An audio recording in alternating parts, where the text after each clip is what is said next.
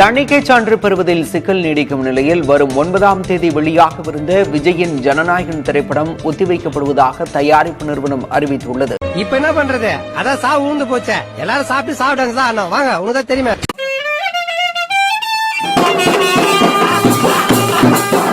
தவிர்க்க முடியாத காரணங்களால் படம் திரையிடப்படுவது ஒத்திவைக்கப்படுவதாகவும் இதற்காக ரசிகர்களிடம் மன்னிப்பு கோருவதாகவும் பட தயாரிப்பு நிறுவனம் தெரிவித்துள்ளது. நாளை நாளை நாளை என்று இன்றை இழகாதே, நீ இன்றை இழகாதே, நீ இன்றை இழகாதே. இன்றை விதத்தால் நாளை முழுக்கு அது நீ மறக்காதே, நீ அதனை மறக்காதே.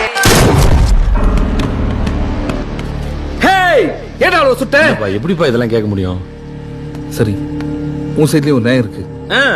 எத்தனை ஒரு பஞ்சாயத்தடா முடிச்சு வச்சு பாரு, நமக்காக அம்பட்டு பெண்ணும் பிள்ளை குட்டியோட வெயில்ல காத்து கிடக்குறாங்களே.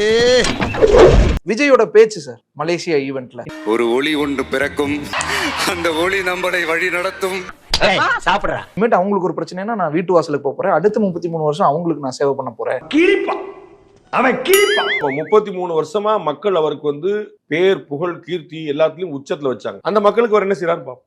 ஒண்ணும் பண்ணல. அதேதான் அவங்களுக்கும் போய் சொல்றாங்க. ஏதோ ஒரு பிரச்சனைனா நான் இனிமேட்டு வந்து நிப்பேன். நீ நிக்க வேண்டிய இடம் எது இல்ல, போய் கக்கிசிட்ட போய் நில்லு. என்ன பிரச்சனை நின்றுருக்காரு? ஆணவ படுகொலைக்கு நின்றுருக்காரா? வேங்கைகளுக்கு நின்றுருக்காரா? எனக்கா நீங்க தியேட்டருக்கு வந்து நின்னீங்க, உங்களுக்காக நான் வந்து நிப்பேன். எங்க கரூருக்கே போய் நிக்கலையே. அப்ப இந்த ஊருக்காக நீங்க எதுவுமே கட்டலையா? கரூருக்கு போய் நின்னாரா? போய் நிப்பேன் அப்படின்னு சொல்றதுக்கும் வந்து நில்லுங்க என் பக்கத்துல சொல்றதுக்கு வித்தியாசம் இருக்கா இல்லையா? பேசும்போது நல்லா தான் பேசுற, செய்யும் போது கோட்டை விட்டுறியே. போக முடியல, எல்லாம் கட்டுப்பாடு விதிக்கிறாங்க. அதெல்லாம் அதுக்கப்புறம் புதுச்சேரிக்கு போனார்ல, அதுக்கப்புறம் ஈரோடு போனார்ல, அதுக்கப்புறம் கரூருக்கு போயிருக்கலாம்ல. எதுக்கு செருப்படி வாங்குறக்கா? இதுக்கு முன்னாடி எல்லாம் அனிதாவுடைய வீட்டுல இருந்து தூத்துக்குடி துப்பாக்கி சூடு நள்ளிரவுல தான் போயிட்டு வந்தாரு. அதுல அது மாதிரி போலாம்ல, ஒன்றும் தப்பு கிடையாது. நம்ம அவர் கூட இருக்கிறாருன்னு காட்டுறது தானே, காட்டலாம்ல, ஒன்றும் தப்பு கிடையாது. நீ வேற ஏன்டா நடந்தது தெரியாம பேசிட்டு. நான் இவர் பண்ணது தப்புன்னு சொல்லல. நான் உங்களுக்காக அடுத்த 33 வருஷம் நிப்பேன் சொன்னார்ல, அவர் நின்றுக்காரா நான் கேளுங்கண்ணா. எல்லாத்துக்குமே இந்த நட்சத்திரம் மாதிரி டக்குன்னு ரெண்டு பக்கம் பூந்தொட்டி சல்லுன்னு எரியும் நடுவில் அப்படி வந்துட்டு போறேன்னா எல்லாமே அப்படி பண்ண முடியாது. எல்லாமே பிரம்மாண்டமாவே வந்துட்டு பிரம்மாண்டம் இல்ல படம். தெரியுதுடா, தெரியுது. ரொம்ப காட்டாத. பிச்சை போட்டவன வெளியே நிக்கிறான், உருவிக்கு போறான். சீமான் அதானே கேட்கிறாரு. ஹெலிகாப்டர்ல அல்லது தனி விமானத்துல கேரவன்ல பிரச்சாரம் பண்ணுவேன்னா அதுதான் அரசியல் வந்துச்சுன்னா நாடு எங்க போகும்?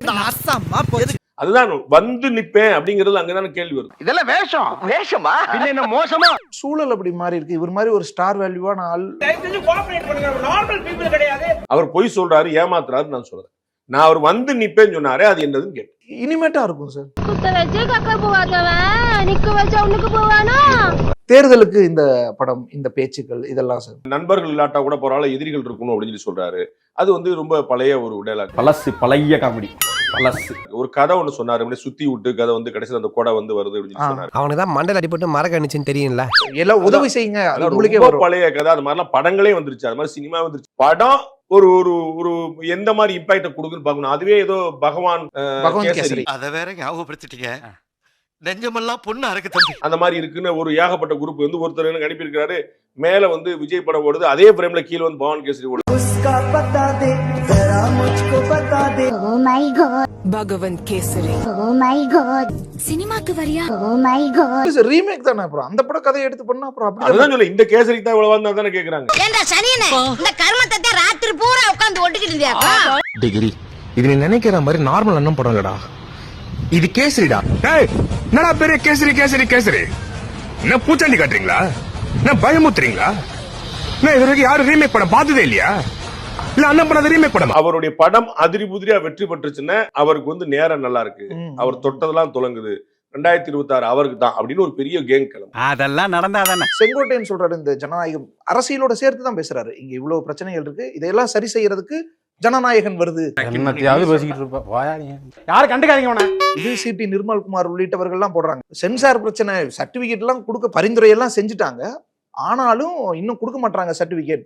ஏன் ஆளை பார்த்தா உனக்கு அப்படி தெரியுதா, இல்ல என்ன பார்த்தா இப்படி தெரியுதா? எல்லாத்தையும் அரசியலாக்கி ஒரு ஆதாயம் தேடுவதற்கு ஒரு முயற்சி, வேற ஒண்ணுமே கிடையாது. அரசியல்ல இதெல்லாம் சாதாரணமாப்பா. பாஜக நம்மளை கூப்பிட்டு இருக்கு, தமிழிசை சவுந்தரராஜன் மாதிரியானவங்க விஜய் இந்த பக்கம் வரணும், வந்துட்டாதான் சேஃப், ஒரு அணியில் திரளணும், திமுகவை தோற்கடிக்கிறதுக்கு எல்லாம் பேசிட்டு இருக்காங்க. திரண்டா அவருக்கு நல்லது, திரளனா யாருக்கு ஒண்ணு கெட்டு போல. கெடுத புடிச்சு முடுக்கல மாதிரி இல்லடா சிக்கிட்டு. இப்படியான வாதம் வந்துட்டு இருக்கு. இது ஒரு புல் ஸ்டாப் வைக்கணும். எப்படி வைக்கிறது? நமக்கு ஜனநாயகனுக்கு சென்சார் ப்ராப்ளம், பாஜக நம்மளை பார்த்து பயப்படுதுன்னு நம்ம சொல்லுவோம், வெளிப்படுத்துவோம். அப்போ ஆட்டோமேட்டிக்கா பாஜக நம்முடைய எதிர்நிலைக்கு போயிடும். எங்கேயாவது ரசிகர்கள் சரி பாஜக கூட்டணிக்கு தான் போனா என்னன்னு யோசிக்கிறவங்க கூட ஆஃப் ஆயிடுவாங்கல்ல, அதுக்கு இப்படி பயன்படுத்திக்கிறாங்களோ? இருக்கலாம். ஜனநாயகனுக்கு இப்ப இந்த களம் நல்லதுதான். பியூட்டிஃபுல்லான டைமிங்ல ஹெச் வினோத் பேசும் பொழுது கடைசி படம் இது எண்டுன்னு நினைக்காதீங்க, இன்னொரு விஷயத்துக்கான பிகினிங். அவர் உள்ளர்த்த வச்சு பேசுறவர் இல்ல எனக்கு தெரிஞ்ச வரைக்கும். அநேகமா அவர் வந்து 2026 பிறகு நடிப்பாருங்கிற சொல்லியிருக்காருன்னு நினைக்கிறேன். இதுக்கு செருப்பாலே அடிச்சிருக்கலாம். நான் வந்து கடைசி படம் நினைக்கல. என்னை சீரியஸாவே பார்க்க மாட்டீங்களா நீங்க? போங்க சித்தப்பா, உங்க மூஞ்சில போய் யாராவது சீரியஸ்ல எதிர்பார்ப்பாங்களா? அது வந்து ஆட்சிக்கு வந்தாரு இல்ல எதிர்க்கட்சி தலைவர் ஆனாரு அப்படின்னு அவர் கடைசி படமா ஆக்கிடுவார். என்னுடைய கணக்குல வந்து அந்த ரெண்டும் அவர் ஆக போறது இல்ல, அதனால அது கடைசி படமா இருக்க போகுது. ஏன் உனக்கு இவ்வளவு சந்தேகம்? நான் எதுக்குமே லாய்க்கலன்னு முடிவே பண்ணிட்டியா? இது வரைக்கும் நீ அப்படித்தானே இருந்த. தேர்தலுக்கு பிறகு விஜய் திரும்பவும் நடிப்பாராங்கிற கேள்வி எழுப்பப்பட்டு வந்த நிலையில சங்கர் இயக்கத்துல வேள்பாறையில நடிக்க இருப்பதா தகவல் வெளியாகி இருக்கு.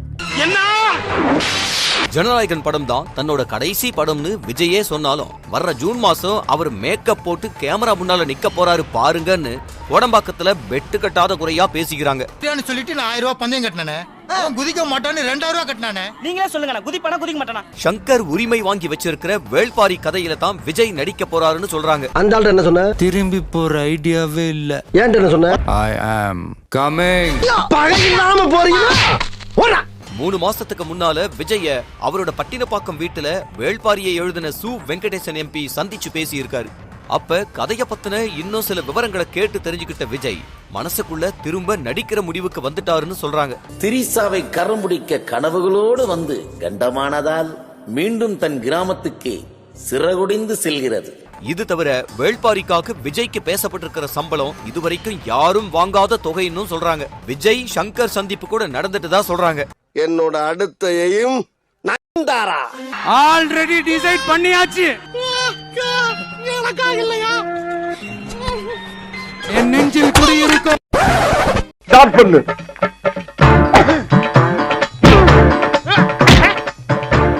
இங்கிட்டு வா. அப்படியா? படைக்கலடி மண்டையில மட்டும் அடிச்சிடாத, குலக்கேசல் உள்ள போயிருவேன்.